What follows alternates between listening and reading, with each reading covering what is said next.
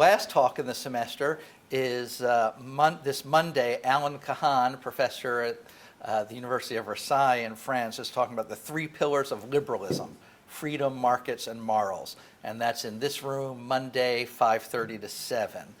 I also wanted to mention that the Political Theory Institute has an essay contest that we do every year for the best essay on classical liberalism. Anything having to do with classical liberalism, it's a topic. You can be for it or against it. And it comes with a $500 cash prize for the winner. So I hope that you might consider entering into that. Copies of that essay are due May 6th to me by email. And then I just also wanted to mention, not having to do with the Political Theory Institute, but tomorrow there's an event somewhere, I think maybe in this room. Bill Kristol, formerly of the Weekly Standard, and Bill Haslam, former governor of Tennessee, are talking about the future of the Republican Party. But I don't know any more about that. So I want to just quickly say a few things about the ground rules for our event today. Each speaker is going to speak for 20 or 25 minutes, and then hopefully talk to each other some, and maybe I'll moderate that, and then we'll open it up to Q&A from the floor. But first, I'm going to give a little introduction. So our event today is on populism. And populism is a political appeal to the people, implicitly deeming them good. Populism today is typically the enemy of those deemed to be self-serving, corrupt establishment elites. Yet ever since democracy was invented in ancient Greece, the rule of the people, ruled by the many, the masses, the populace, has never been popular with political philosophers. Plato, as we do today, characterizes democracy as driven by the values of liberty and equality. But he criticizes democracy for treating good and bad and just and unjust things the same, and giving people the liberty to equally do good and bad and just and unjust things. Additionally, Plato feared the weaknesses of the many would give rise to a demagogic tyrant who, in the name of the people, would seize power and do all sorts of unlawful and unjust things. Populism was thus deemed an inevitable and regrettable tendency of democracy. Tocqueville in the 19th century also feared populist tyranny.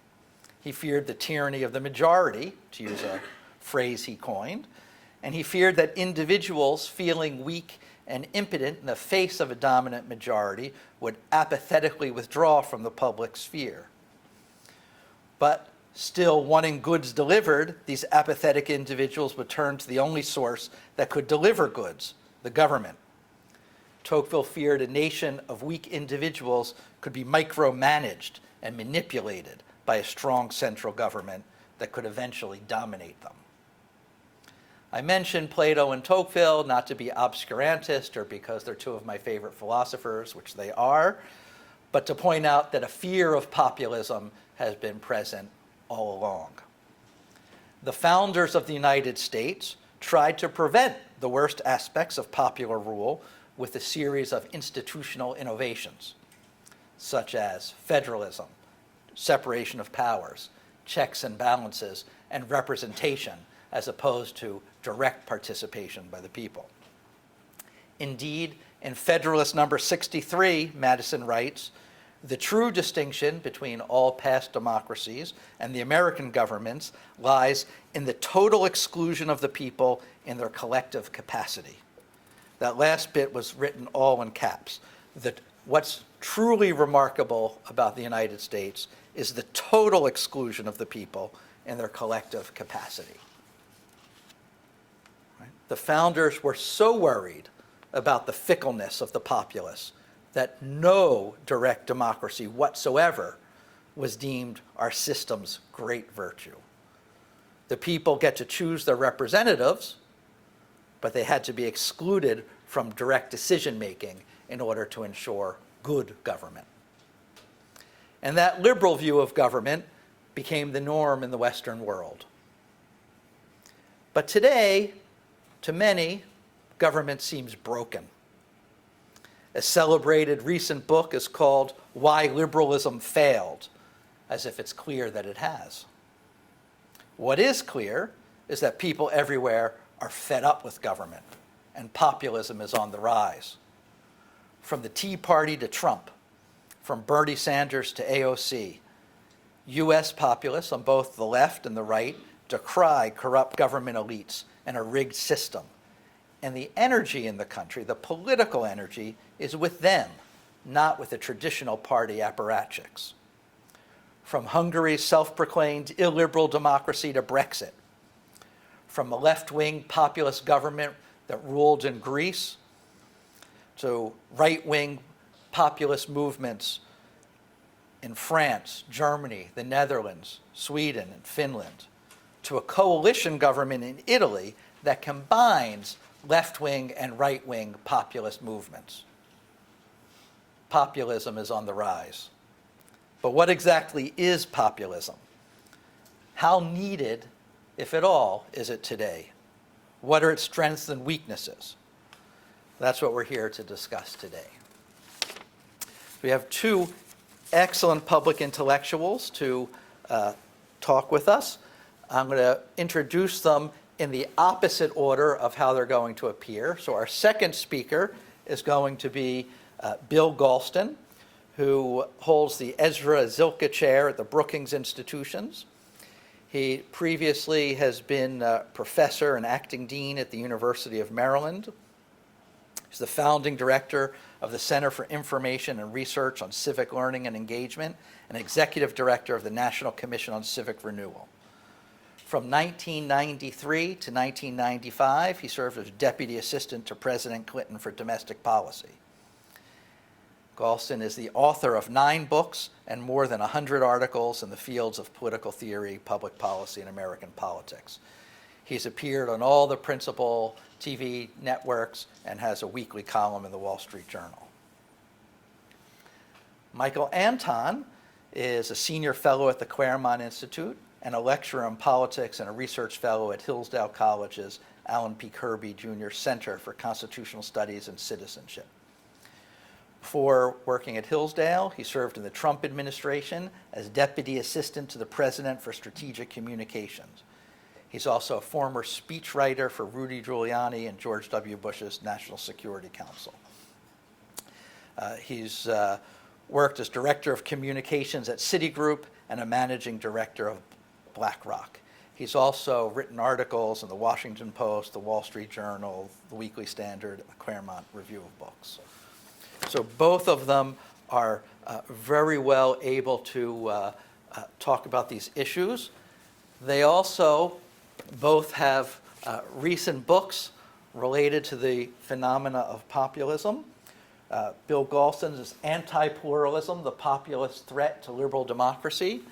And Michael Anton's is After the Flight 93 Election, the Vote That Saved America and What We Still Have to Lose. In many ways, they are very different with different views, and I hope that we'll see this. This is unscripted. I'm not sure exactly how it's going to go.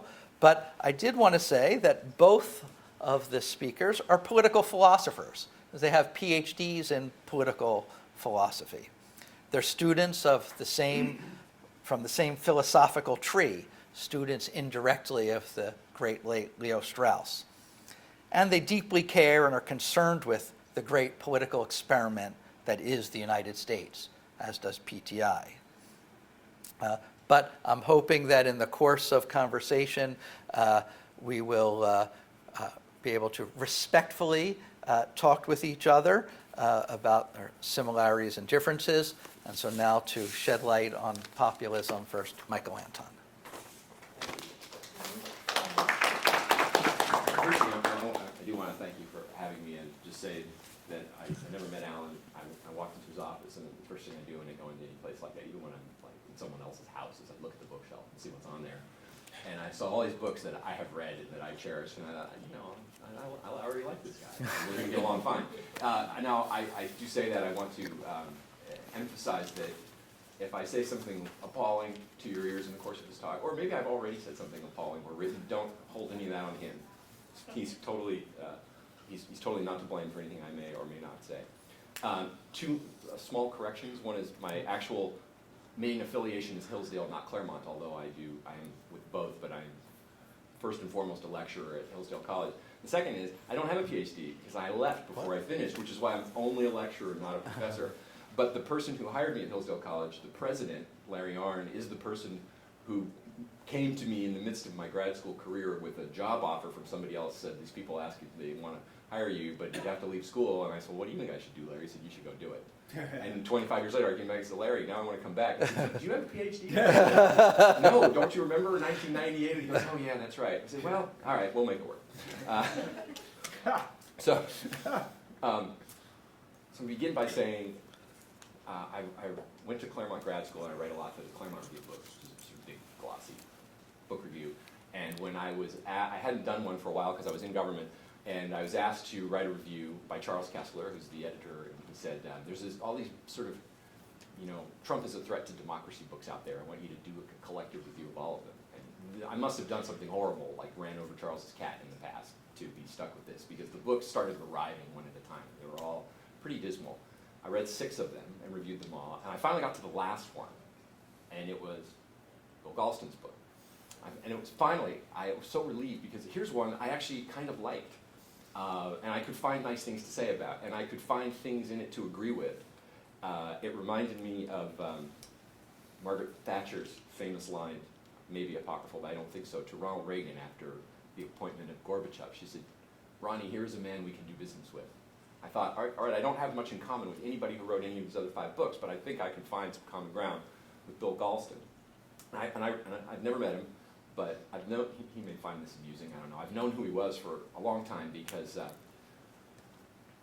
when I was living in New York, some friends of mine that he probably knows, Dan Mahoney, Paul Seaton, we all trekked up to this wonderful little academic bookstore called Labyrinth Books, way up near Columbia.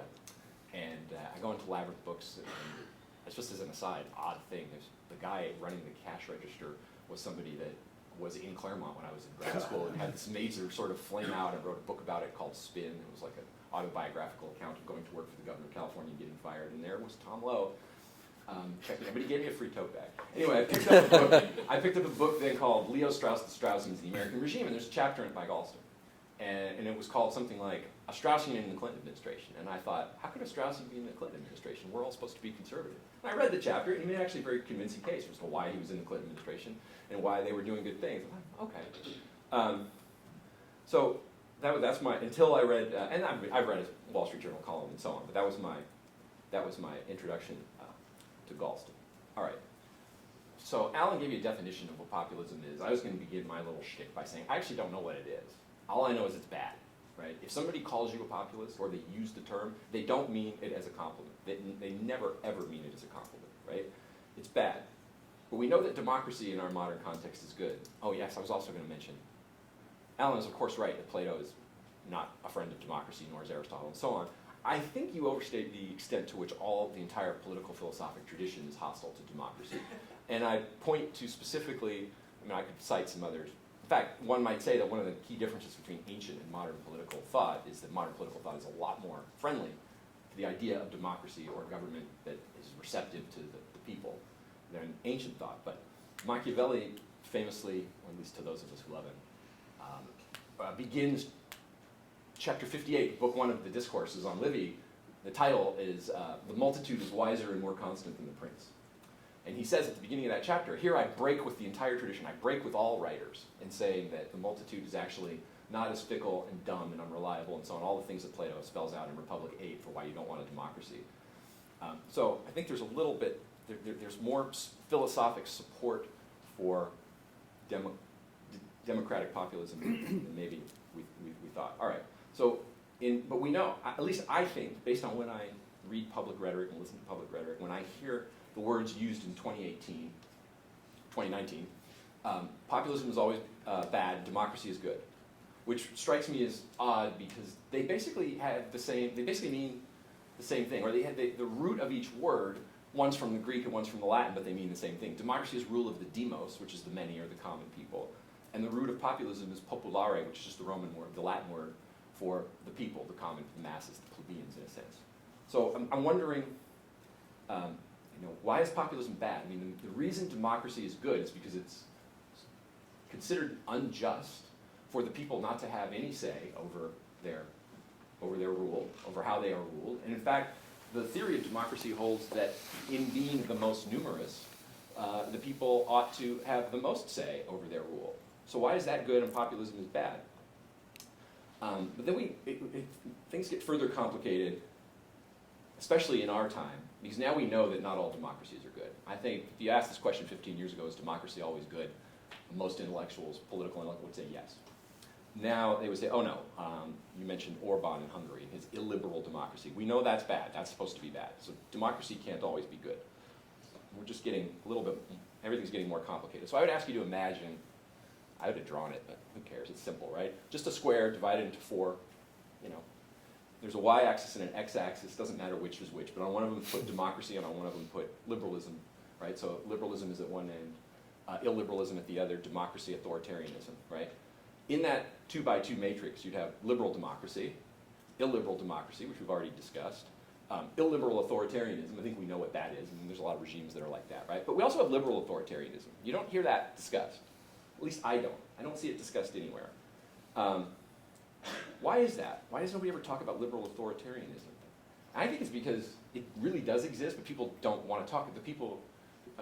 The intellectuals in charge of public discourse, for the most part, don't want to talk about it because they know it's the regime which rules us now, and they don't really want you to notice, or the rest of us to notice. They want to pretend like it's perfectly democratic, when in fact, I would argue, so much of what's going on now is not, it's liberal, but it's not democratic. So the point is, for this to go on, the illusion of democracy has to be preserved. Whereas I would say, in reality, the last several presidential contenders, and by that I don't just mean 2016, I mean the field's going back to the last several cycles, were all, maybe the same is a bit much, but were far more similar than they were alike, until you get to Trump. Trump is the first one who's really breaking with a bipartisan consensus that had held roughly since the end of the Cold War. And so I think what populism means really in the current usage, when people say it as an insult, as of course they do, is it's people objecting to what I would call liberal authoritarianism. And if liberal authoritarianism sounds too harsh, maybe it is a little bit, but I refer to the work of one of my great teachers, who I didn't study under formally, but I've talked to and read his books and known him for many years, named John Marini, whose grand thesis is about the development of something he calls, borrowing from an earlier political scientist, Dwight Waldo, the administrative state. And it's the way to achieve liberal ends, government increasingly takes decisions and powers and things explicitly out of the hands of the people, whom the administrative state and those who run it and believe in it conclude cannot be trusted, or at least can't be, if not, maybe trust is wrong, but they can't be counted upon to do the right thing, the correct thing, the appropriate thing. And so, especially as the world gets more complex, government gets more complicated, and concerns multiply, you need a sort of expert class to run these kinds of things, and these decisions need to be taken out of the hands of the people. So now I want to read you a quote, which I think explains, to me, best what's really going on in our time. This is from, again, the Claremont Review of Books. I sound like a shill, but this is where it was published. What can I do? It's written by Christopher Caldwell, whom I will say, he used to write for the Weekly Standard. Unlike a lot of pro-Trump conservative types of my ilk, I was not happy when the Weekly Standard went down. I was also kind of sad about it, but I was happy in one respect, that Chris Caldwell now needed a job. And I called the president of the Claremont Institute and I said, hire that guy immediately, and he did it. So Caldwell writes of populism in Europe particularly, but this would apply anywhere. He says, the detractors of Orban-style democracy consider democracy a set of progressive outcomes that democracies tend to choose, and may even have chosen at some time in the past. If a progressive law or judicial ruling or executive order coincides with the values, he puts values in quote, of experts, a kind of mystical ratification results. And the outcome is what the builders of the European call an acquis, in French, acquis, sorry, something permanent, unassailable, and constitutional seeming. If a democratic majority were to overturn, say, a country's membership in the European Union, which we did see happen, at least they thought that's what they were doing in June of 2015. We'll see how it turns out. They're still in there, as far as I know. no, 16, sorry, June 2016. Or a state's laws establishing gay marriage. That outcome would be called undemocratic. Of course, it would be no such thing. What would be threatened in this case would be somebody's values, not everyone's democracy. This is our problem, Caldwell concludes. Liberalism and democracy have come into conflict. Populist is what those loyal to the former call those loyal to the latter. Now, if you don't like populism, and I assume, I'm just going to assume that I'm the only one in the room who does, or who will admit that he does. I kind of do like it, at least I think it's a useful corrective. I would argue, though, that the way to get less of it, if any member of the American elite is listening to me, you're future members of the American elite, so you'll count shortly, but maybe not yet. I would say, if you really don't like populism, the way to get more of it is to keep doing what you're doing. Just keep doing what you're doing, and people are going to get more and more frustrated saying, I vote for X, I never get X, I choose this candidate, they turn out to be no different than that candidate. This is happening all over the world, it's happening all over Europe, it's happening in the United States. It's not going to go away until government starts to become more directly responsive, that is to say, more democratic. And by which I certainly do not mean a pure democracy in which every single idea is up for grabs, that people can vote on anything and whatever they vote for becomes the law, so that the might of the ballot box becomes the right of public policy. I'm a total true believer in the political theory case and also the political case as exemplified in the founding and in the post-Civil War amendments, that certain things have to be completely politically off the table, right? Because there are matters of principle that are absolutely unbroachable by a vote, that can't be taken away by a vote, because they're not granted by a vote. All right, I'm going to quote something else. Last quote. This is a summary of Aristotle, a very brief summary of a part of Aristotle's Politics. No political order can function well without some agreement on justice and injustice. That agreement will be much harder to reach if the citizenry is sharply divided into the few rich and the many poor.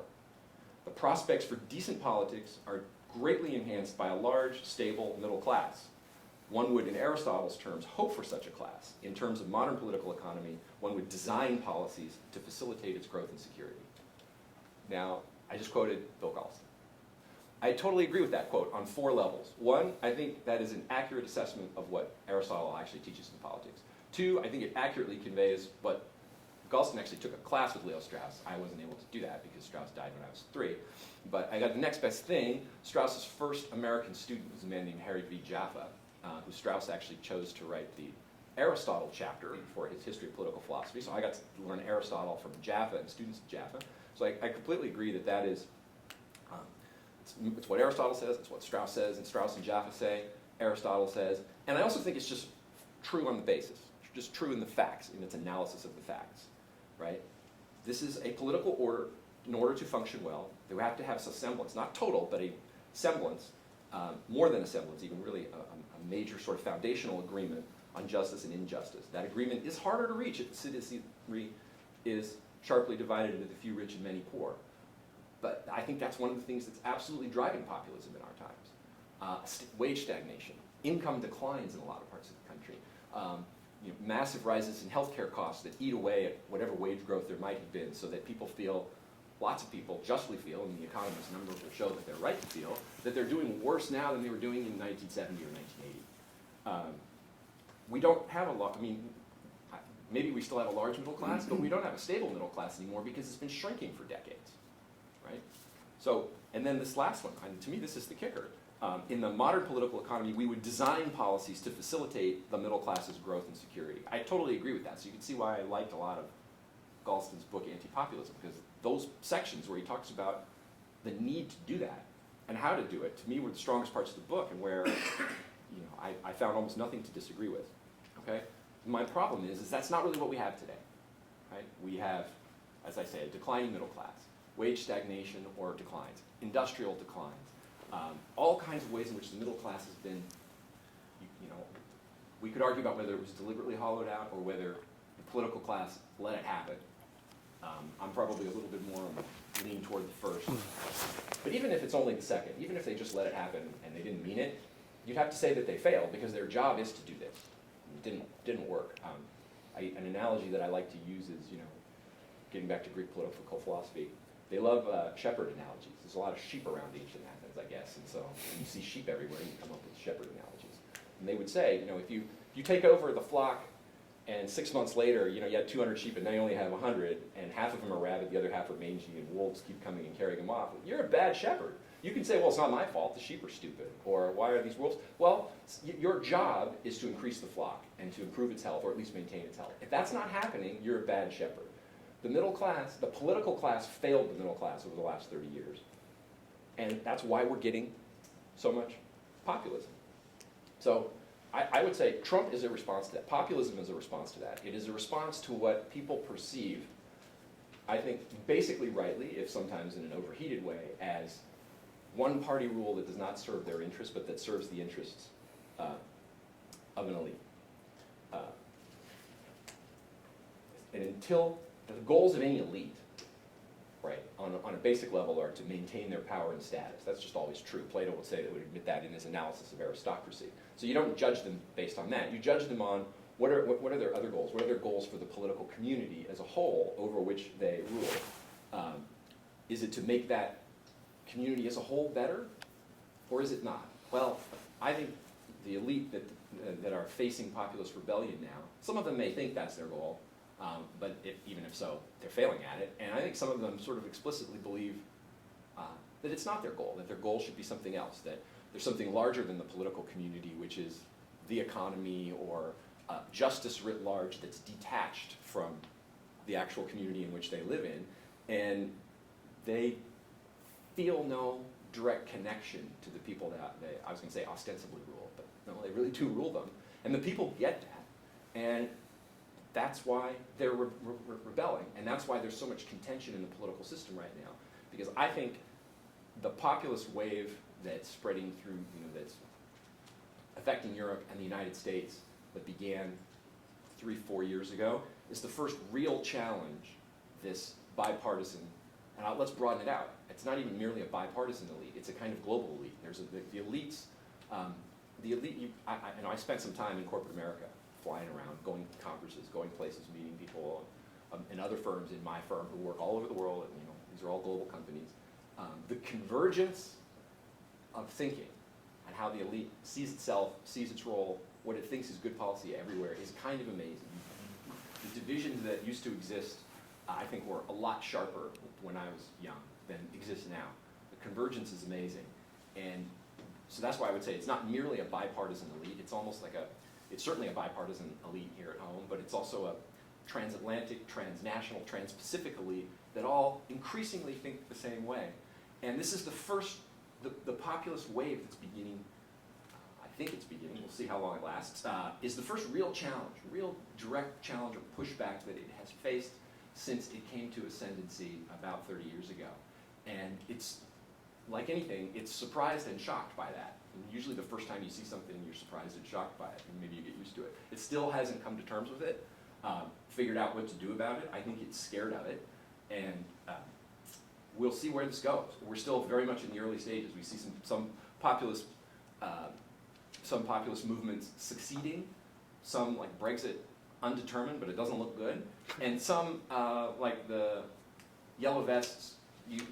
All you know that it's at this point is that it's populist and it's angry, but you don't really know, at least I don't know quite what it stands for or what it wants. But boy is it angry and takes to the streets and so on. We don't know where this is going. We don't know if populism will prove to be a strong opponent with staying power. And we don't know if there will be a populist political movement with a core sort of agenda or program that can unify people long term. I think the intellectual matter for that is there.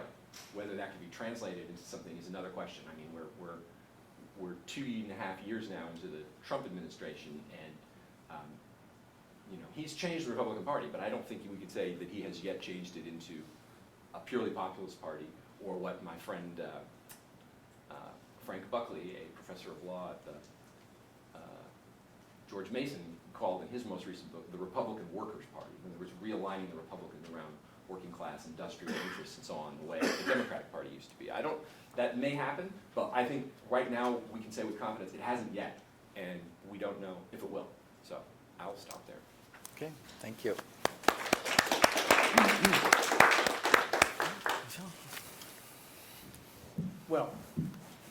first of all, thank you very much, Alan, for arranging this discussion. And that's the way I view it, as a discussion, not a debate.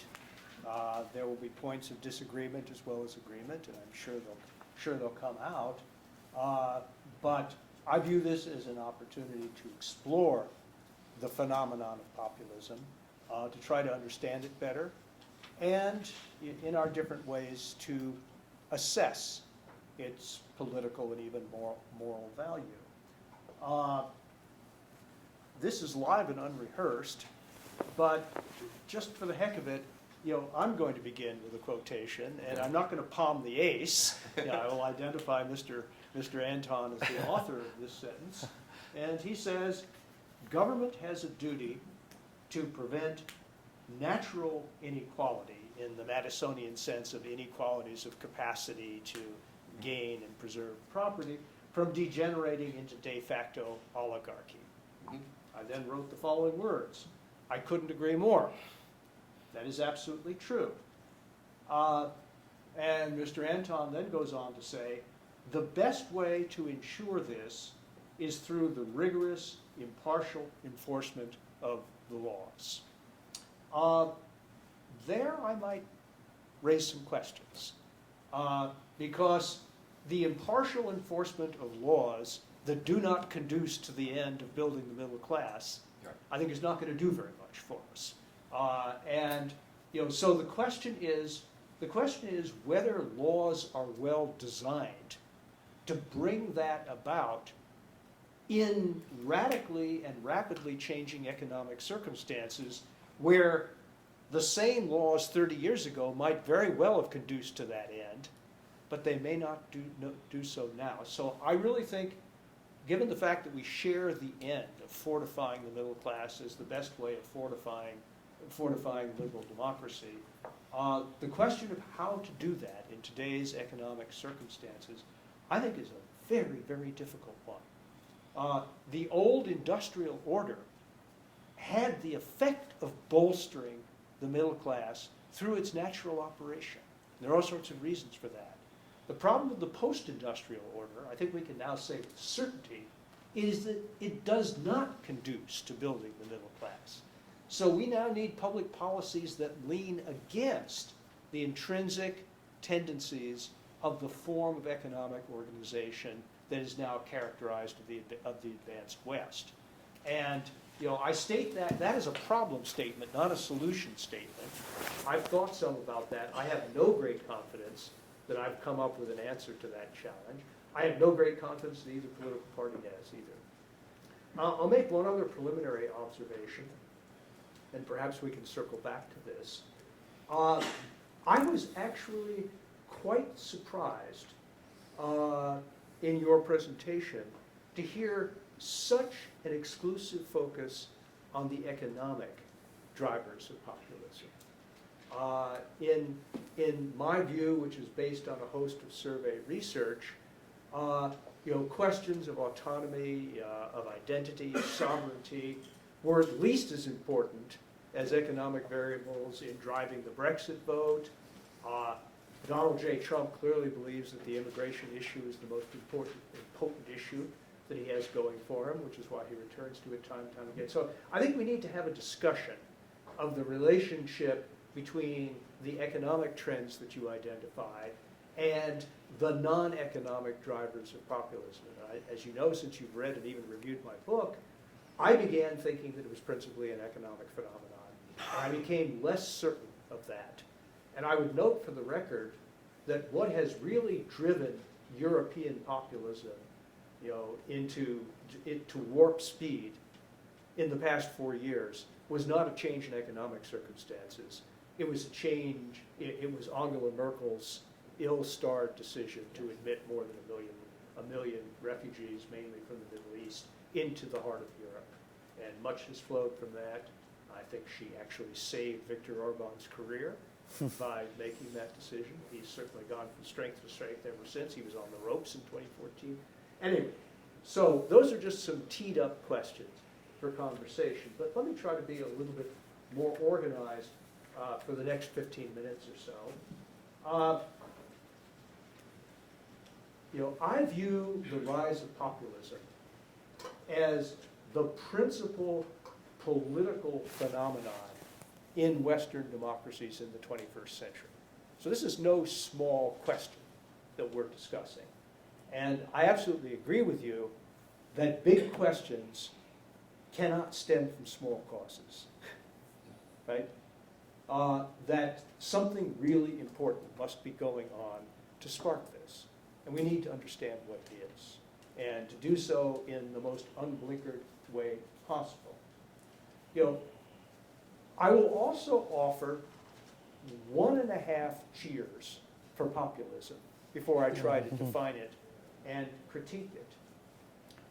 I view populism, as we now understand it, as entirely unobjectionable and even positive insofar as it constitutes a policy challenge to the status quo. Right? What is wrong with democracies debating an appropriate immigration policy? What is wrong with the United States questioning the framework of immigration that has really dominated American society since it was passed into law in 1965, 54 years ago? It would be a derogation of democratic duty, it seems to me, not to raise that as a question of democratic debate. What is wrong with asking, in a very serious way, whether the trade arrangements of the past generation have conduced to the well-being of the people of the United States, the middle class of the United States? Nothing. What is wrong about raising the ancient question of the sources of national identity and unity?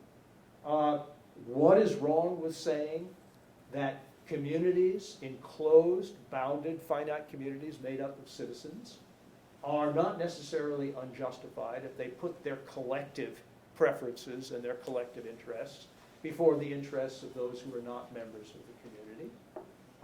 I think there are limits, moral limits, to the extent to which one can, assign a weight of 0 to the interests of people who are not members of one's community.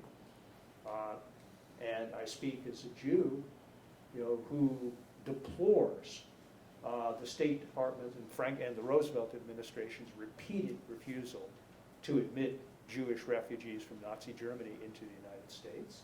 Although I suppose a respectable case could be made, and Roosevelt certainly thought it was, that the national interest would not be served by such a policy. But that's just me. I'll go farther in my 1.5 cheers and say that I think it's unobjectionable to challenge a consensus that exists between the established political parties,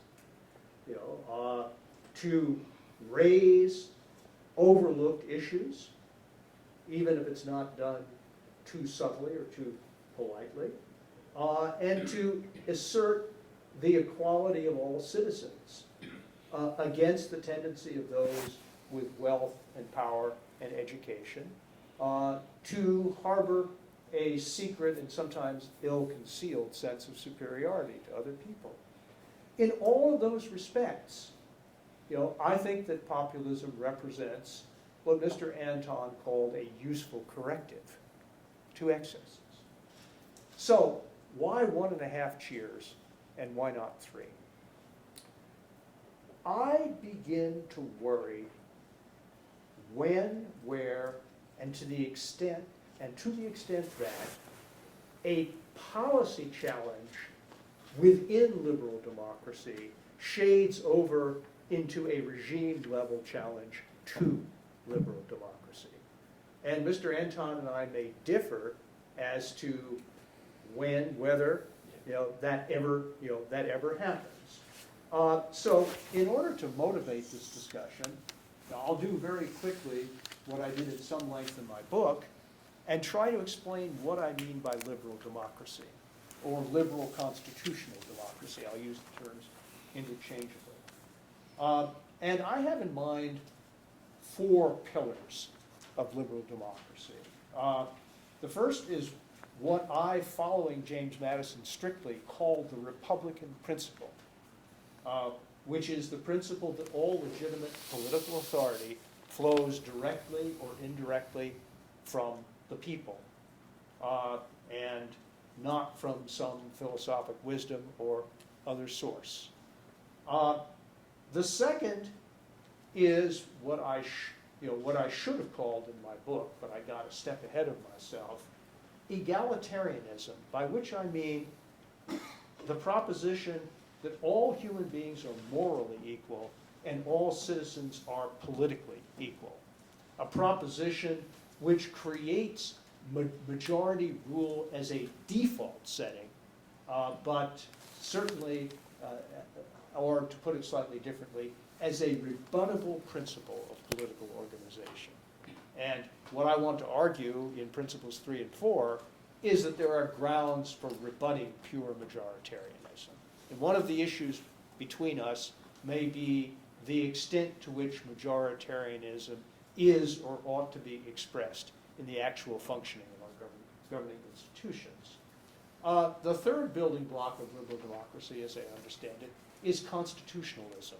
The sense that the basic institutional structure of the country enjoys some stability, or to use a more technical term, some entrenchment. It is more difficult constitutionally to change basic institutions than it is to change laws, or it ought to be. That's one of the functions, that's one of the functions of constitutionalism, to stabilize basic institution. And fourth and finally, the idea of individual rights, which are not the fruit of the Republican principle, but in some ways underlie and check the Republican principle. If rights are inalienable, then they do not come from the people, and the people cannot take them away. I think this is common ground. Now, to put this bluntly, for people who believe in liberal democracy, the summum malum is not stagnation, is not the exclusion of the people in their collective capacity from active participation in government. It is tyranny. Liberal democracy is designed as a mechanism to minimize the chances that political authority will turn into tyranny. And everything else is a footnote to that fundamental principle, right? And liberal constitutional democracy is then justified as the system most likely to be able to resist from its own internal resources and arrangements the rise of anyone to tyrannical power.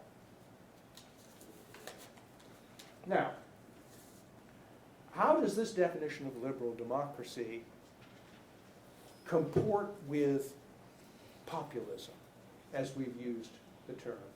And here is my thesis in brief. Populists, at least in principle, have no problem with the Republican principle or with the egalitarian principle. But their embrace of majoritarianism as an operating principle of government tends to make them impatient with constraints on the popular will, such as constitutionalism and such as individual rights. It is when majoritarianism overrides the third and fourth principles of liberal democracy that I worry. And I worry even more when the institutional arrangements that history shows protect liberal democracy, arrangements such as robust civil societies, independent judiciaries, and a free press, are squeezed from above by governments that believe that the press ought to be with the majority, because if it is not, it becomes an enemy of the people. I have other worries. Populists invoke the idea of the people, but in practice, the people turns out not to be all of the people, but some of the people. And it becomes very easy all too easy to draw the line between the people, that is to say the virtuous ones who support the populist movement, the populist leader, and everybody else. Which brings me to another worry, that is, in practice, populist movements typically, not invariably, take the form of strong and even charismatic leaders who have direct emotional ties to their followers. This is a form of what might be called, Mr. Anton spent some time in the private sector, so he'll know what I'm talking about, political disintermediation, right? And I believe that a politics driven by an emotional tie between a charismatic leader and followers summoned and organized by that leader is an inherently dangerous form of politics. I worry also, in part because of that characteristic relationship, that popular government can easily take the form of government by the leader. That is to say, government that gives priority to the executive action over and above the other pieces of the constitutional system. To conclude these remarks, applied to our own situation, our liberal constitutional democracy, our system of checks and balances, is not built for speed. It's built for safety and liberty.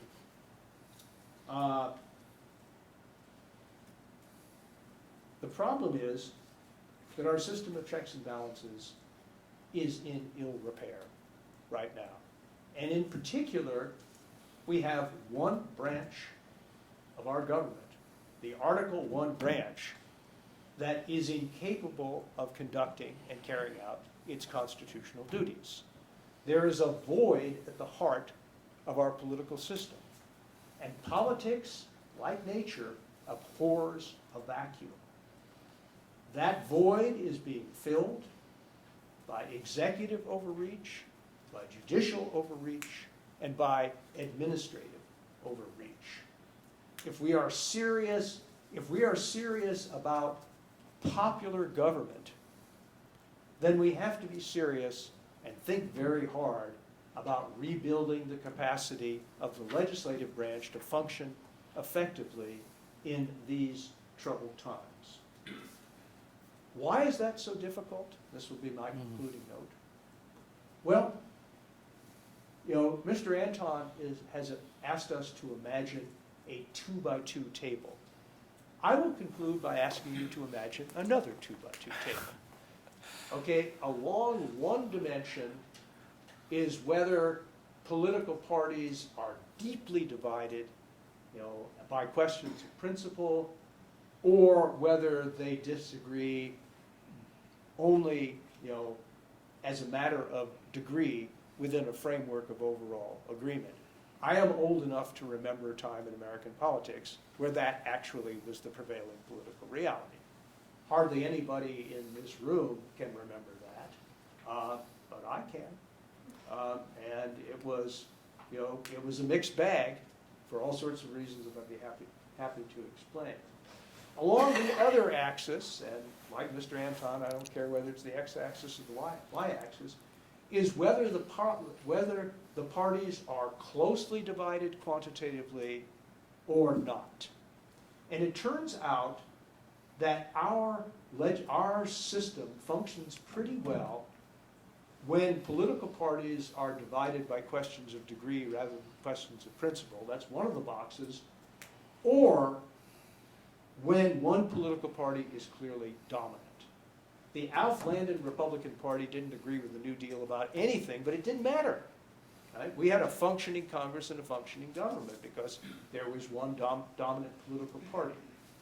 The box that is worst for our system is the box in which the political parties are both deeply divided and narrowly divided. And those are the circumstances in which we find ourselves. Those are the circumstances that have led, I believe, to the paralysis of the Article 1 branch of government and invited the various kinds of distortions, mythologies of the political system that we're now wrestling with. Thank you very much.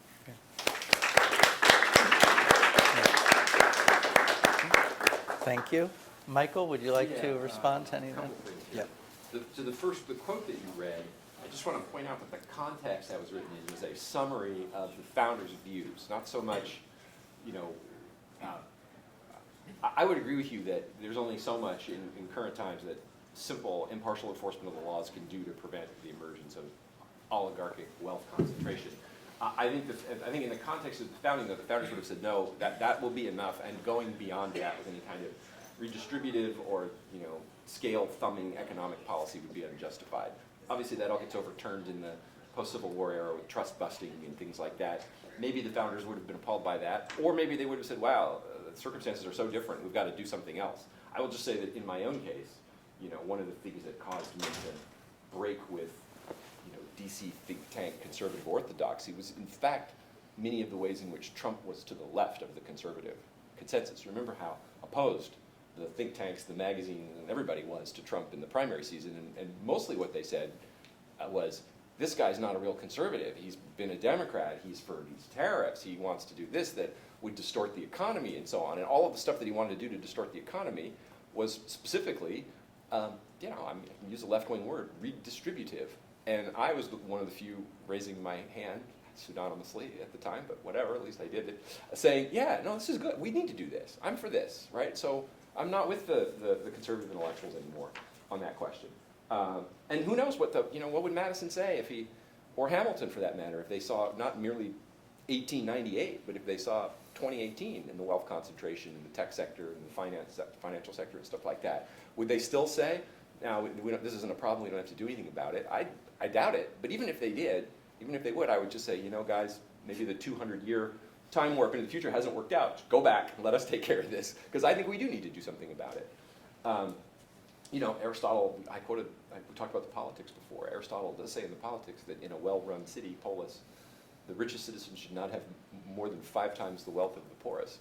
Now, that's a Gini coefficient that if we were to try to enforce today would require some massive expropriation. I'm not going that far, but you know, when certain large fortunes, I did the math once, are literally like 20,000 times the median income. You have to say, aren't we kind of well beyond what? Okay, there's that. So, I basically agree with your 4 principles of what a democracy or constitutional democracy is. I will specify also for the audience, we are both Straussians, but there's a little more than one, but the main sort of intra-Straussian divide is I'm a West Coast Straussian, Mr. Galston is an East Coast Straussian. The distinction was coined by my teacher, Harry Jaffa, for himself to say, I distance myself from all the rest of you who get everything wrong. So as a West Coast Straussian, I'm of course, you know, 100% loyal to the founding and to Abraham Lincoln and so on. But I would go through this and I would say the 4 things that you talk about seem to me to have been already undermined, threatened, and seriously eroded before you even get this populist wave. So the Republican principle, egalitarianism, I think has gone, you know, the founders' equality was, as you said, moral equality of human beings, political equality of citizens. And then they warned about exactly the same thing Tocqueville warns about, which is an egalitarian kind of leveling. Certainly we've got a lot of administrative state policies that are trying to do that. And yet on the other hand, we live in this sort of ironic age where we also have the highest wealth concentration since the Gilded Age and probably higher, more of an elite common person gap than we've had in decades, if not ever. Constitutionalism, I'm all for it, but the administrative state that I talked about has done more to undermine constitutionalism since the beginning of the capital P progressive era than Donald Trump has been able to do. And I mean, they've had 125 years to get around, go under, ignore, and so on the Constitution. And I'm not going to go into a litany of all the ways. It's in the review that I wrote of Marini's book in the last CRB.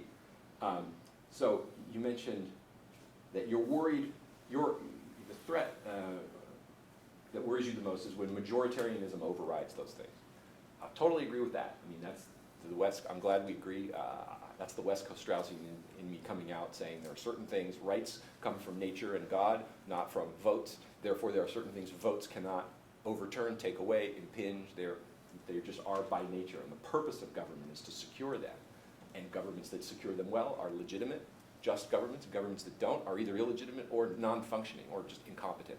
Totally agree with that, but I don't see right now any kind of majoritarian attempt to undo any of those rights. I see populism seems to me to be more of a majoritarian attempt. If there is a majority, we'll see in the 2020 election. There wasn't one in 2016, but if there is a majority, it's people saying, no, I don't feel that my rights are actually being respected and protected by the government. I feel like the government is a oligarchy, and I want to use the vote to get these things back.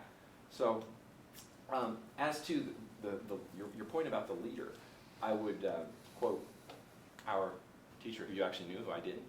Leo Strauss says On Tyranny, I think I have this word for word, tyranny is a danger coeval with political life, right? It's an omnipresent danger. And yet I feel the danger of it stalking the United States or Europe because of this populist way of much less than I would probably feel it if I were in ancient Athens or somewhere where tyranny was a far greater imminent danger. I don't see Trump or Salvini or Orban or any of these guys as budding tyrants or would-be tyrants or wanna-be tyrants. I see them as trying to be the head of the necessary corrective that I was talking about. And then the final point on, well, maybe I have two more points. On Congress not doing its job, I'm with John Marini on this, and I'll learn this argument from him, but it seems to me the fundamental reason Congress, I agree that it doesn't do its job. The fundamental reason it doesn't do its job is because it long ago decided it doesn't want to. It's easier not to defer all this stuff to the administrative state, take as few difficult votes as possible, raise money, and get reelected. So why do they pass laws and then not knowing what's in them, and then hand them over to executive branch agencies and go, okay, now you write the rules, and the rules are really the laws, not the law itself. That's Congress deliberately saying, I'm giving up, it doesn't care.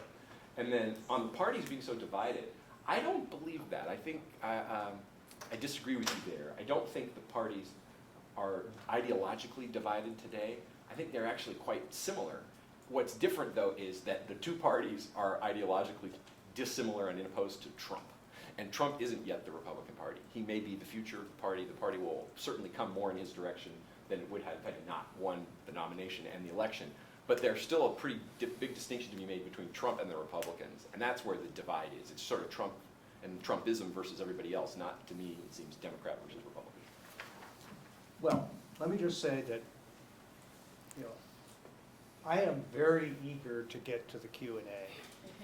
So I'm, I'm not going to offer an extended, a Sir rebuttal. Okay. Right, let me just make two quick points and then I'll shut up.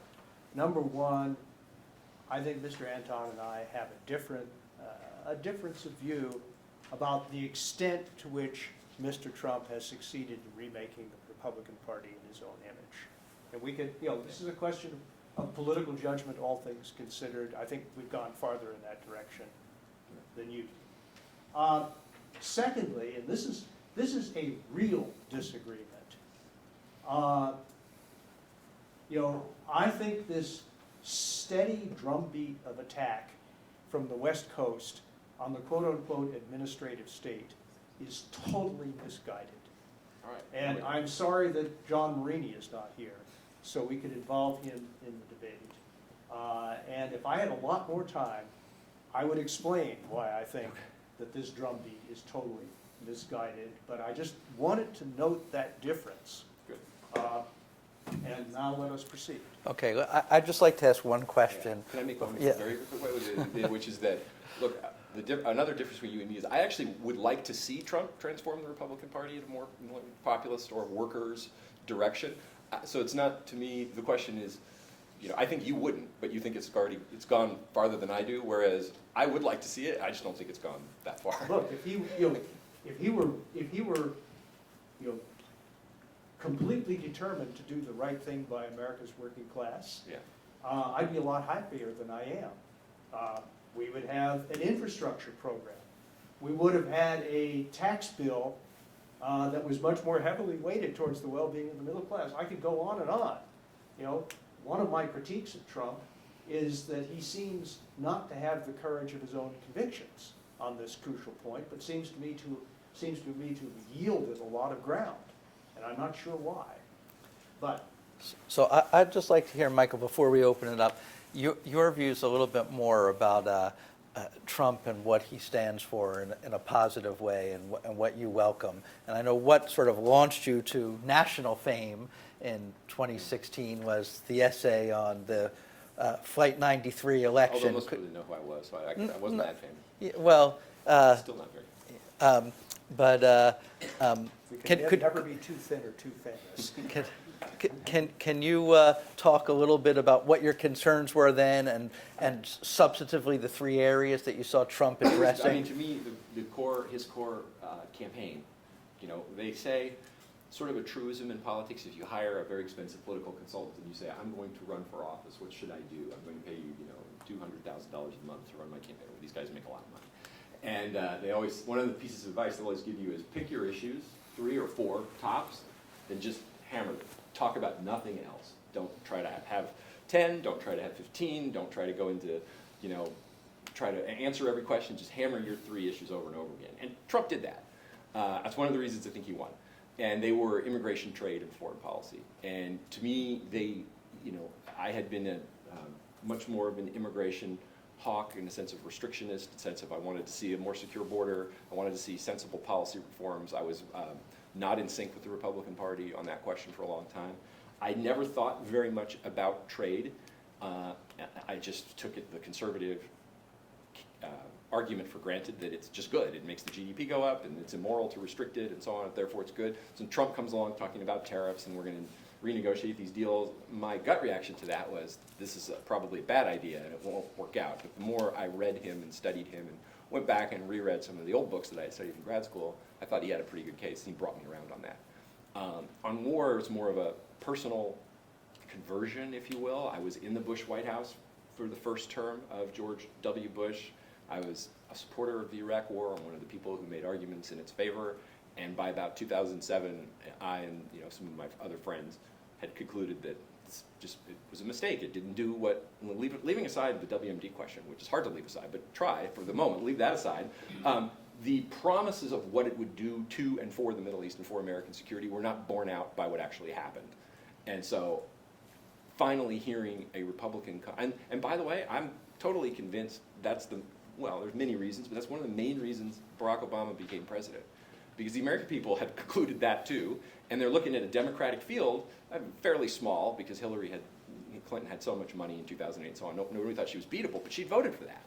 And Obama could say credibly, even though he wasn't in the Senate when it happened, he was, I think, out of politics at the time, right? Because he lost that congressional race in 2000, or maybe he had still been in the Illinois legislature. And he was on the record from the beginning saying, before it happened, this is a bad idea, it's a mistake, and it's not going to work. And so he could go credibly to Democratic primary voters and say, hey, I don't have to have a conversion experience to be popular with you now on this question. I was against it. So Trump saying that appealed to a conclusion that I had already drawn a decade or so before, maybe a little less, 8 years before, that, yeah, this had been a mistake. And it's high time somebody, the Democrats they already had Howard Dean, who, for whatever reason, didn't make it to the nomination in 2004. Had he done so, he might have beaten Bush, I think, because the war was already so popular. But the Republicans hadn't had anybody repudiate it or talk more sensibly about a less ambitious foreign policy until Trump. And he was, of course, savaged for that by not merely his opponents in the primary field, but by official conservatism, the magazines, the think tanks, and so on. Okay. Let's open it up. Our tradition is to allow students to ask the first questions. We have microphones. Not out there. But I guess have an idea. we could pass one around. Why don't we liberate one of these, Yeah. and then we'll Yeah, just, we can just pass this back. Okay. and then we can just There. pass this. Thank you. Perfect. Where there's a will, there's a way. Yeah. Here you go. No, take the microphone, please. We're tape. Oh, fair enough. So the people on YouTube will know what you said. Yeah. So, it's missing even the basic principles. So I don't want to talk about the policies of Trump or principles of Trump in this particular question. But one thing that you continuously underline is the idea of populism truly being representative of the general, sentiments of the public. And whilst in theory that is true, that causes a cognitive dissonance, because the very institutions that you mentioned as being kind of inhibitive on that popular expression. Say the Electoral College are in fact very institutions that allowed the victory of the Trump administration during the election, right? Trump lost by 3 million votes. So is it still accurate to call the Trump administration truly populist, knowing that when it came down to the expression of the people, they didn't actually give him that mandate? Well, look, I assume you mean losing the popular vote by 3 million or whatever the final tally was. Populism or democracy, if you want to get back to the Greek and Latin roots of the words, doesn't mean the whole people. It means a part. The demos is a part of the entire citizen body, right? Just as the populare are a part of the citizen body. Even Plato and Aristotle would say there's no way to have 100% consensus, you know, except the late Charles Krauthammer had a funny line that he would use, called it the Tirana Index, meaning that every time the tyrant of Albania had a vote in his country, you know, it would be like 98.5% re-voted him into office. You know, and he would add that little bit of people who didn't vote for him just to sort of pretend like this was real. You know, the Tirana Index was how brazen tyrants were in claiming that they had universal support. In America, functionally speaking, you know, 60% is about the best anybody's ever done. And even then, so you've got 40% of the people that didn't vote for something, right? If you're going to define populism by total full consensus, then I would say, well, of course, Trump is not a populist. I'm defining it more by the middle class, the forgotten people, people not currently served by the current arrangements, which do very well for the elites, to some extent do very well for those in the bottom of the income ladder, but have done not well at all for the broad middle. And whatever that broad middle turns out numerically to be, they certainly have a lot in common with the demos, or the common people, or the populares, which is, I think, why we use that term. But even if you know, Trump were able to reform the Republican Party and build the kind of coalition that I don't know to say that I envisioned, but that I permitted myself to dream of and hope for in 2016, even if that were all happen in 2020 and then carry over to a future Republican Party, you're still looking at getting 55-60% of the vote max, right? And politics goes on. Do you have anything you want to add to that? In the front. Hi, my name is Jacob Martin. I first of all wanted to thank both of them for coming here. I really enjoyed your discussion. My question was relating to the Ukrainian election with Zelensky, a comedian, and with the upcoming European elections in the United Kingdom, where I'm from originally, to candidates put forward by UKIP are YouTubers, specifically Carl Benjamin and Mark Meacham. So there seems to be this rise of less and less qualified people for elected office running under more mainstream populist parties. So do you think that's going to either help or hinder the rise of all populism in Europe and America? Well, a couple of comments. First of all, you know, what populist theorists say about the United States, I think largely incorrectly, that it's a corrupt regime, is certainly true in Ukraine. And so if I were a Ukrainian voter, you know, would I consider voting for a comedian rather than Mr. Poroshenko? You know, I would consider it, yes. If I'd been in Italy, you know, during the period of the rise of the Five-Star Movement, you know, would I have considered voting for a television comedian, you know, as opposed to the Christian Democrats or the other established parties? Conceivably. Having said that, voting for comedians is a sign of desperation. You know, it's a declaration of the bankruptcy of the old order. And I do not see the United States as being in the same category as Ukraine. But people who use this term corruption lightly, I think, see more of a similarity between Ukraine and the United States than I do. One other point, and this will show you how old-fashioned I am. I do think that there are indeed qualifications for high office in a republic, in a liberal democracy. Call it what you will. I do not view, I mean, the late William F. Buckley once said that he would rather be governed by 100 people drawn at random from the, Cambridge telephone book than 100 people drawn at random from the Harvard faculty.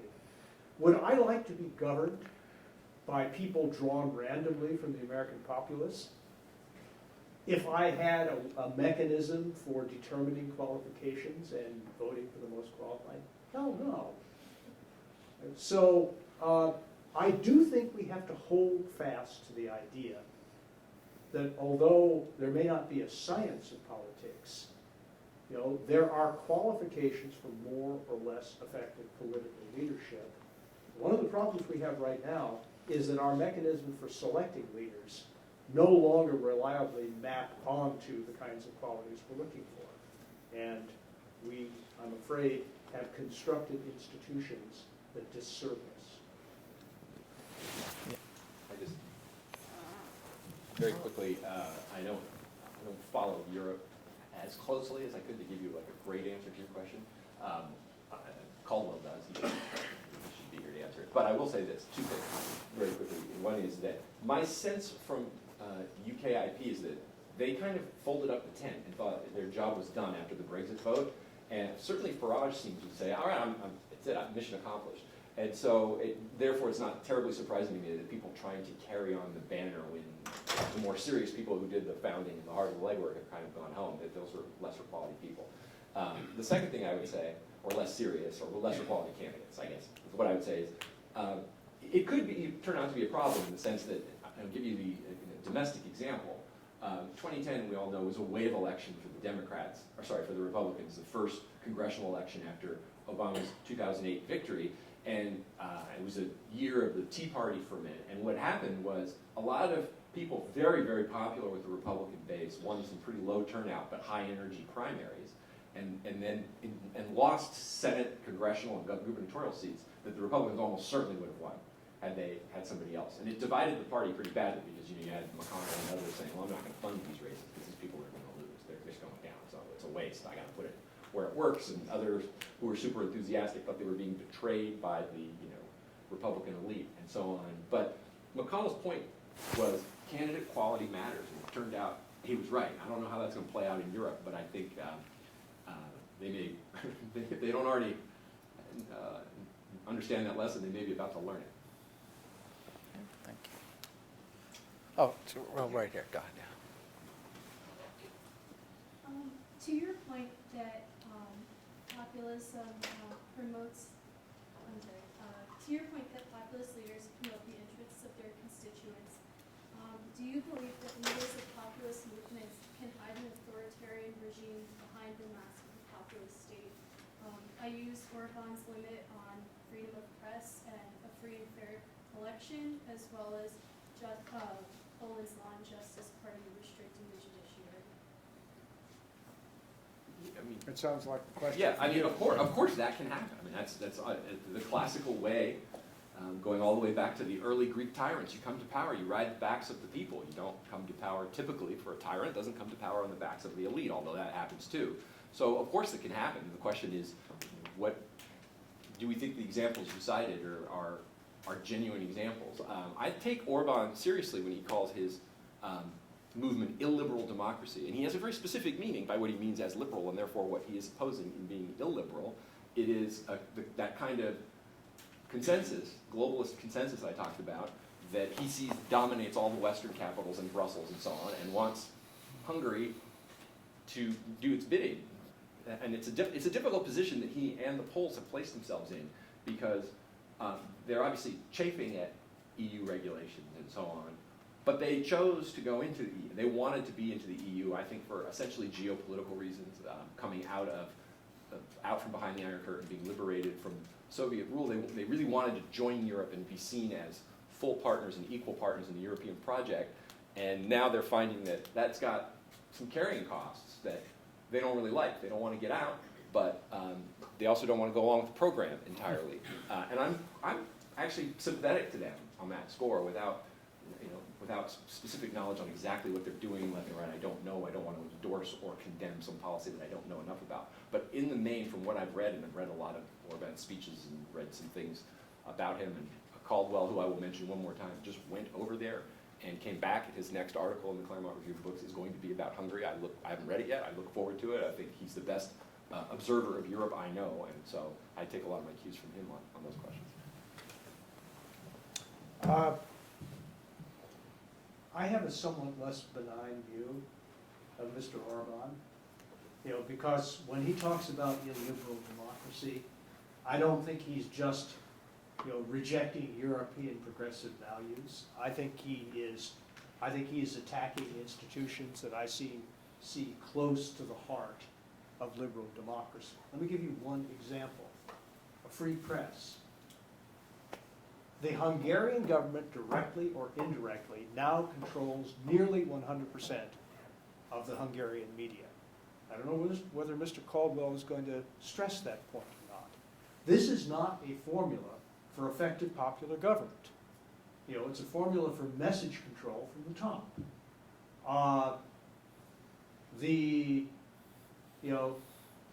The expulsion of the Central European University was not consistent with liberal tolerance as I understand it in a robust civil society.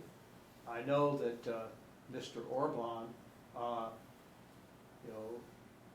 has some problems with Mr. Soros, at whose trench he once supped, but that's a different question.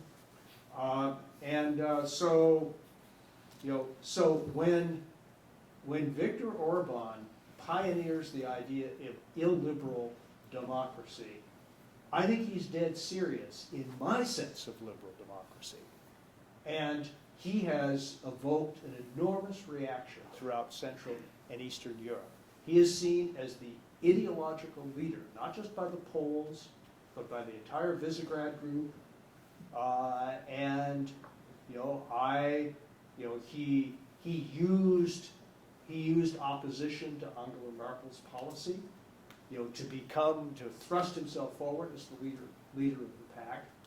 But he has used the political power that he gained through that opposition in order to try to engineer a system that will guarantee his reelection in perpetuity.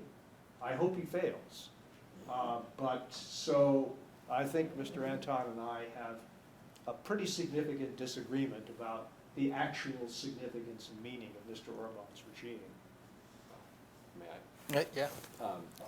I guess I would ask, meaning for whom? I don't know that it carries a whole lot of meaning for us. But when it comes, I think I said this already in print somewhere, so I might as well say it again. It didn't get me in trouble then. Keep trying. Why is it I wonder why it's any of our business in a lot of these things. Now, if there are regimes around the globe that are doing truly horrible, terrible things, and we have the power to stop it, and there's some direct U.S. interest involved, I can see why we might intervene or sanction or condemn or whatever. I don't know, though, why America needs to feel strongly about what Hungary is doing with regard to the press. Why it has to be. I don't think our press is threatened by what he does over there. And in fact, I would argue, I expect you to disagree with this, you say it's run totally by the top. I'll take your word for it. From what I read of our press, the control is a bit looser, but we certainly can't say it's run by the top. If by the top we mean the White House, the press 99% hates Trump and covers him very negatively all the time. The press overwhelmingly seems to me to be on the side of the elite, bipartisan, kind of globalist, neoliberal economic consensus that Trump ran against. So there might be, in a way, an informal parallel between a monolithic press siding with one side of the political debate over here and one over here, even though the root of it is different. It's not state-owned, it's all. Okay. Okay. And then we'll go back out here. Absolutely, and I'm willing to stay a little bit over Yeah, in okay. order to answer all of the questions. I really do think, we have reached a point of significant disagreement. I am not in favor, of, sallying forth abroad to slay monsters. I was a fervent opponent of the Iraq War before it began, and spent, Smarter than I am. and spent the summer and fall before it broke out arguing in any forum that would have me, and arguing mainly with my liberal hawk friends that this was a big mistake. And I'm not saying that as an anti-war warrior. I was in the Marine Corps during the Vietnam War, for heaven's sake. But it just seemed to me to be an obviously misbegotten venture. Having said that, there is indeed a reason why the United States of America should care about the character of regimes in other countries, even if it should not intervene in order to alter the character of those regimes. There is a natural friendship between and among liberal democracies. A world in which there are more liberal democracies is a world in which liberal democracy in America is safer. Franklin Roosevelt understood that in the 1930s, that if he held back, and tried to build Fortress America, and was surrounded by the forces of fascism from Asia and from Europe, that ultimately democratic institutions in the United States would be placed in jeopardy.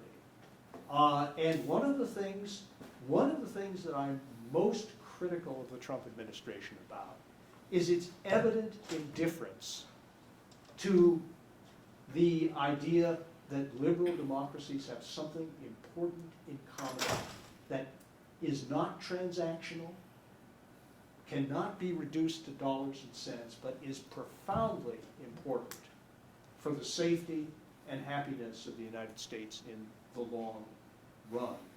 I do not think that American foreign policy can treat as morally equivalent dictators, authoritarians, and democratic leaders. It's one thing to disagree with some of Angela Merkel's policies. To prefer MBS to Angela Merkel? That's an outrage. I'm sorry.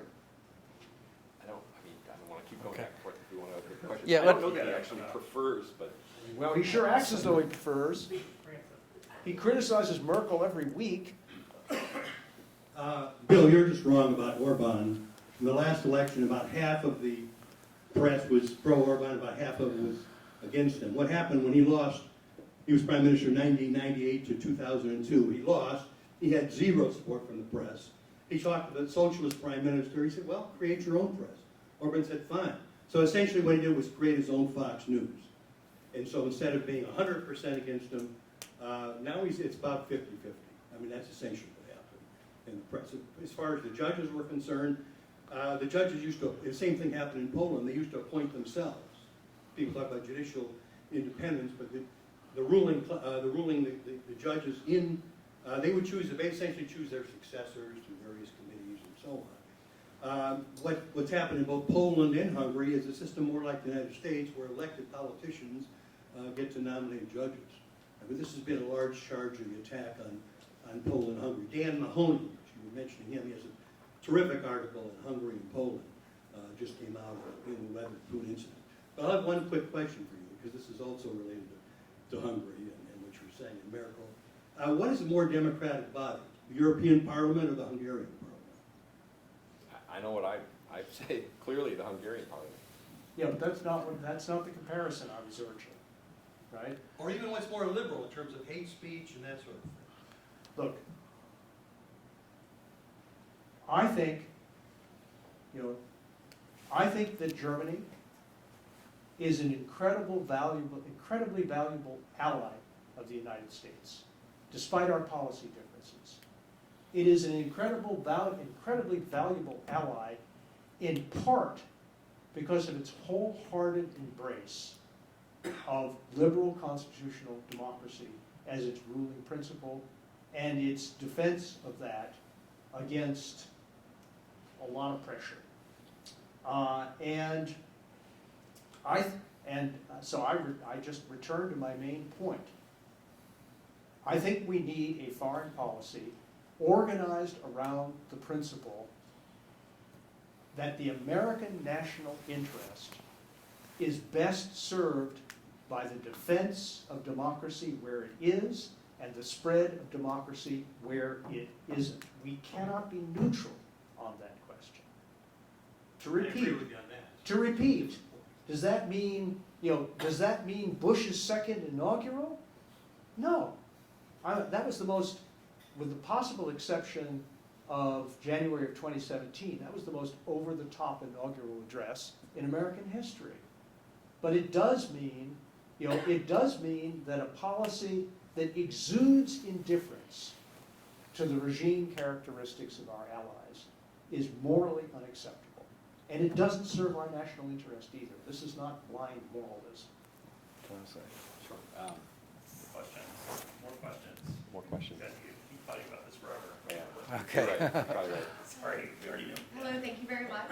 So I'm sure both of you are familiar with the definition of populism offered by Cass Mood, that populism is a thin ideology that separates society into two antagonistic and homogenous groups, the pure people and the corrupt elite, and where the populists claim to speak on behalf of the pure people, and they claim a moral monopoly on truth and reject opposition as illegitimate. If I recall correctly, this is what Cass Mood says populism is and populists do. One, do you agree with that understanding of populism? And two, if you do, then doesn't that make populism inherently hostile to liberal democracy because it undermines the deliberation that makes liberal democracy possible? So I guess I don't agree with that definition. I would say, though, that phenomena that you described exists. Maybe it needs a different name. Maybe populism should be called something else. Maybe we need to just come up with a bunch of different names. But what's being exhibited right now in the United States and Europe, it seems to me, does not, to me, presage any of those threats. It's, as I said, a corrective. It's people who feel like it doesn't matter what they vote for. Whatever it's voted on never gets enacted, right? So people have been saying in Europe and in the United States for a long time, we want less immigration and we want a secure border, and they never get it. They've been really irritated for a long time by trade deals, and it doesn't matter if the Republicans win or the Democrats win, and the people say, I don't want more of this, they keep getting more of it. And we were on the cusp of enacting one of the largest ever, the Trans-Pacific Partnership, and that was a major issue in the lead up to the 2016 campaign, and that's one of the things that I think fueled Trump. So there's a sense in which my definition of populism, or whatever we want to call it, the phenomena that drove Brexit, that drove Trumpism, that's behind Salvini and so on, is a sense of a non, obviously it's not the whole people, it's not 100%, but a very large proportion of people saying, many, many times I have voted for X, and even candidates have won who said they were going to do X, and I never see it. Why is this happening? And they feel like they're being cheated by a corrupt elite, and I have to say I sympathize with them a little bit when it seems like the system, no matter what you vote for, no matter what happens, ostensibly at the ballot box or in public rhetoric, does not change the direction of policy. They got angry and they revolted. I don't agree with his definition either. So I think I've made clear, I think his definition of populism as a thin ideology is too thin, and I've tried to say why. But I do view the division of the people, into the good and worthy folks and then everybody else as inherently dangerous. And let me say why. In the United States anyway, for the United States, I don't think a definition of justice as benefiting your friends and harming your enemies is a defensible operating principle for the President of the United States. I cannot give any other construction to this recent gambit about sending immigrants to sanctuary cities than the use by the President of the United States of the power of his office, indeed ultra varies, in order to reward his friends and punish his enemies. And I think that is just a big, big mistake. You no doubt disagree Well, fervently. I just want to say the following. Okay. And then we'll take a last round of questions. The you know, as we know from, well, I'll leave that part out. Look, if the immigration point is you say, I think you concede a lot of ground when you say that sending immigrants to sanctuary cities is punishing enemies, when the whole premise of the sanctuary city and of the left that he's talking about is immigrants are a boon, illegal immigrants are a boon and a benefit everywhere. So it's not a punishment, right? But he sees it as a punishment. Well, but I think the gambit, you say you can see no other basis for that gambit. I think the fundamental basis for that gambit is he's trying to illustrate hypocrisy on the part of his political opponents. They say they want X, but when it actually is going to affect them directly, they all of a sudden go, oh, we don't actually want that, and you're a bad man for suggesting it. He's demonstrating in a rather blunt way, and maybe an inappropriate way, but certainly in a direct way and in an effective way, that his opponents don't really have the courage of their convictions on that question and probably on a lot of other questions. Well, a lot of mayors have welcomed this gambit. I just want to say, how many questions do we have? Is it, I have 3 student questions here. okay, so let's take all 3 at the same time, and then I'll let you choose how you answer. Right. Keep them sequentially, though. Yeah. Go ahead. Quick questions. Hindsight is 2020. So if you were a founding father and you could, I mean, it seems like populism is the situation we're in has like structural roots in how the U.S. and the rest of the liberal world order is created, and also the content of what's been happening over this, that, identity, immigration, whatever. So if you were a founding father and you could, well, knowing what you know now about what has happened throughout world history, what would you have done either structurally in how America is how the government is structured, or like morally in the education, how could you have prevented or ameliorated this situation? Like, for example, the founding fathers wanted to create a system where like a government for people that can govern themselves, and it seems that we can no longer really govern ourselves. So what if you were a founding father, like, what could you do to We're going to take the rest of the questions. So, one of the core pillars of liberal democracy was constitutionalism, as you highlighted, and you said that you fear that that is being abandoned or, ignored, neglected under the Trump administration. But then you brought up that under the Obama administration, or at least with progressivism, that pillar is also neglected. So, what makes you think that this administration is now, we are facing a threat to authority, constitutionalism. So I just want to hear your viewpoints on that, or just expand upon more why now it's a grave threat compared to the Obama times.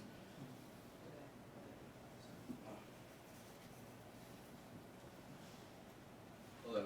Do you think that the conservative populism of Trump is a distraction from the current class conflicts that are occurring in America today, and a reaction to progressive reformers that, like Bernie Sanders, who took the public stage in 2015, 2016, by the wealthy elite of America? To get to the last one first, I believe that there's a major amount of commonality or overlap between frustration that fuels Sanders' campaign and the enthusiasm for him, for Trump, and now I think the guy's a long shot, but he's one of the most interesting in the field, is Andrew Yang, right? And it's not that the Venn diagram isn't perfect, but there's a ton of overlap, and it shows you how all these phenomena are scrambling what we think of as the traditional ideological divide, where if you could be kind of, if the same type of issue or concern could make you think about Sanders or Yang or Trump, then something's going on that's new. As to the question of what would the founders do differently, I think about that a lot, and I wish I had a great answer. I will say, though, I think Bill will agree with me on this. One of the things we learned in studying political philosophy is the political philosophers tell you have to temper your hopes about what's possible for politics. So if you think there's one fix that will establish the perfect regime that will last forever, Plato and Aristotle would say there isn't. You're always going to contend with decay and problems and who knows what, and everything human has an endpoint. So I don't know that there's any way to fix the founding in a way to make it completely perfect. If there's one specific thing I would do, I would add one word to the Declaration of Independence, where he says, all men are created equal, where it says all men are created equal, that they have unalienable rights and so on. I would add the word in before that, right? Define what equal means in the Declaration of Independence, because it's quite clear from the rest of the founders' rhetoric, from the Federalist Papers, their letters and everything, that they recognize an inequality of talent, an inequality of judgment, an inequality of virtue, an inequality of the ability to acquire, and so on, and that these are natural inequalities that are going to be spread across every human population. The government not only can't do anything about, but shouldn't try. But the way the Declaration is written, it's hard to criticize Jefferson, but we West Coast Straussians are sort of down on Jefferson, our favorite founders, and more Washington and Madison anyway. If that were just a little clearer, I think we would have had, the phrase would have been less open to misinterpretation and later abuse. Well, Final words. final words, which will be, more like oil on troubled waters than gasoline on a raging fire. First of all, I agree with Michael Anton that not all political problems, and certainly not the deepest and most perennial political problems, have institutional solutions. I think the founders did pretty darn well under the circumstances, but there were some things they did not anticipate, or to the extent that they anticipated them, deplored and hoped would not happen. Exhibit A, the rise of a party system. But here we are, right? And it's now the basic organizing principle of American politics, and has been for a very long time. And not just N parties, two parties. It appears to be a structural requirement or a structural consequence of decisions that the founders made, not really anticipating that it would produce this consequence. But here we are. As far as demagoguery and tyranny, once again, I agree with Michael. These problems are coeval with democracy and coeval with politics, and I don't fault the founders for not coming up with a perfect solution. On the question of Trump and constitutionalism, I was very careful, I thought, not to associate Donald Trump with a special threat to constitutionalism. I talked about it as a tendency. I actually had a number of European regimes that we've talked about more in mind than the United States. I note for the record that Mr. Trump has not yet defied, and I hope will not ever defy, a direct judgment or order of a court. And even though he must have been sorely tempted during the early controversy over the, what some people call the Muslim exclusion acts or executive order, but he kept at it until he had a formula that I don't like any more than the first formula, but which passed judicial muster. So I think a lot of the fear of Trump as the enemy of the Constitution is overwrought. And finally, I think Michael and I have agreed that there is indeed a serious problem with America's political economy, in that our changing class structure is not conducive to the health and perpetuation of its political institutions. And that is really central to the debate, and I don't think anything should be a distraction from that.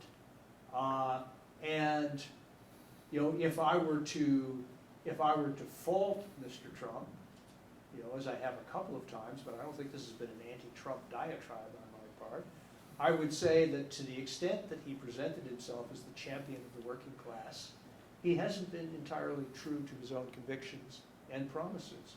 He has not fought seriously for an infrastructure program, even though I can't think of any kind of federal program that would do more good for middle-skilled working class people.